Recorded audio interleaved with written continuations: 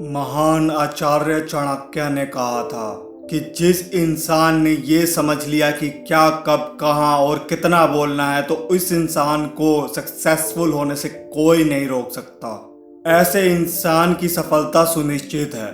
जिस तरह कमान से निकला हुआ तीर लौट कर कभी वापस नहीं आता, ठीक उसी तरह मुंह से निकले शब्द कभी वापस नहीं आते।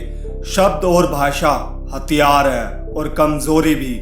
सही समय पर सही शब्दों के प्रयोग से इंसान प्रॉब्लम से बच सकता है, लेकिन बिना सोचे समझे बोले गए शब्द इंसान की मुसीबत को बढ़ा देते हैं। आज भी लोग अपनी जुबान का यूज करके दूसरों को नीचा दिखाने और खुद को बड़ा बताने के लिए करते हैं, लेकिन जो समझदार और सफल इंसान होते हैं वो ये अच्छी तरह से जानते हैं कि उन्हें किस वक्त कितना और क्या बोलना है।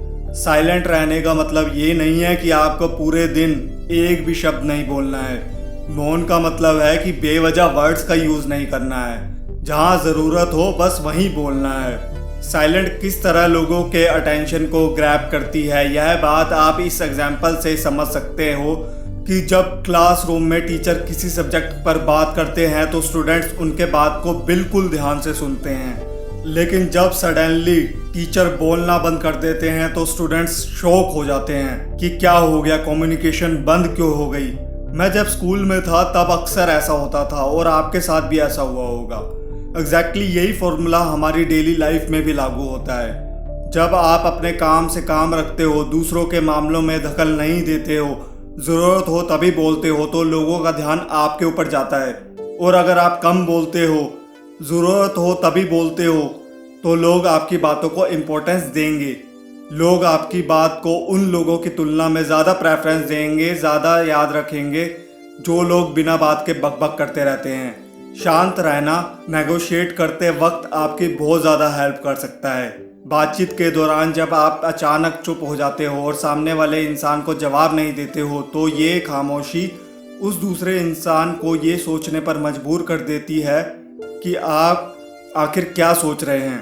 तो फिर इसी चीज़ का आपको फ़ायदा उठाना है। सामने वाले को ये सोचने दे कि आप क्या सोच रहे हैं। मान लो कि आप कोई डील फाइनल कर रहे हो।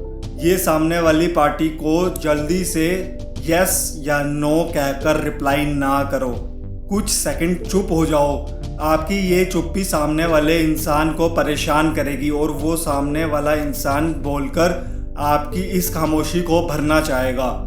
उनको सारी बातें बोलने दें, जिससे आपको बातचीत आगे बढ़ाने में मदद मिलेगी और आपकी साइड बातचीत के दौरान ज़्यादा हैवी रहेगी।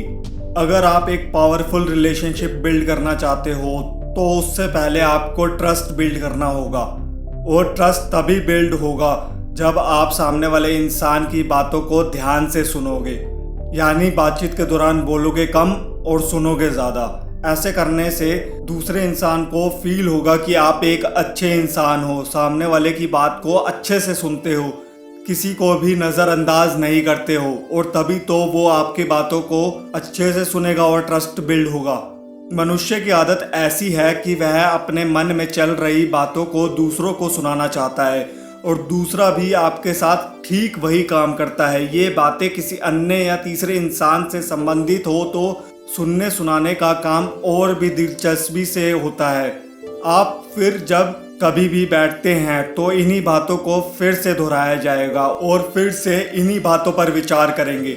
यह सुनने सुनाने का माहौल जीवन भर चलता रहता है, और इस तरह से आप खो देते हैं अपना टाइम, अपनी लाइफ, अपनी सोच समझ और वो कीमती पल जिसमें जिया जा सकता है और जिसमें आनंद प्राप्त किया जा सकता है। इसलिए इस सुनने सुनाने के माहौल से बाहर निकलें। जब तक हम बाहर की ओर बोलते रहेंगे, हमारे भीतर अशांति रहेगी। जिस दिन हम मन से चुप हो जाएंगे तो तब बाहर हमारे मुख से कुछ भी निकले, हम शांत ही रहेंगे। दुनिया में जितनी बुराइयां हैं, फैमिली में कलेश हैं, हस्बैंड वाइफ में विवाद है, सब बोलने के कारण ही होते हैं। हम चुप रहना ही नहीं चाहते हैं, हमेशा सुना देना चाहते हैं, लेकिन बेवजह का बोलना एनर्जी का बर्बाद होना है। इसलिए जितने भी बुद्धत्व, साधु और संत हुए वे एकांत की ओर गए, क्योंकि उन्हें अधिक बोलना ना पड़े और अधिक सुनना ना पड़े। महावीर ने 12 वर्ष और महात्मा बुद्ध ने 10 वर्ष मौन रहने के बाद ज्ञान प्राप्त किया। महर्षि रमण और चाणक्य भी मौन के उपासक थे, लेकिन आप इस संसार में रहकर भी एकांत रह सकते हैं। इसके लिए आपको अपनी उन एनर्जीज को बचाना होगा जिसे आप बेकार के शब्दों में बर्बाद कर देते हैं। इसलिए उतना ही बोले जितना ज़रूरी हो। तो दोस्तों, इन सब बातों से आप ये समझ चुके होंगे कि साइलेंस में बहुत ज़्यादा पावर है। साइलेंस के पावर को कम नहीं समझना चाहिए। साइलेंस आपको बहुत सारी मुसीबतों से बचा सकती है। और अगर आप भी इन बताई गई बातों को अपनी लाइफ में उतारते हो तो आपको बहुत ज़्यादा फ़ायदा होगा।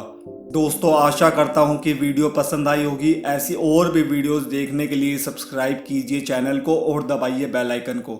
मैं आपसे मिलूँगा अगली वीडियो में। Wish you all the best.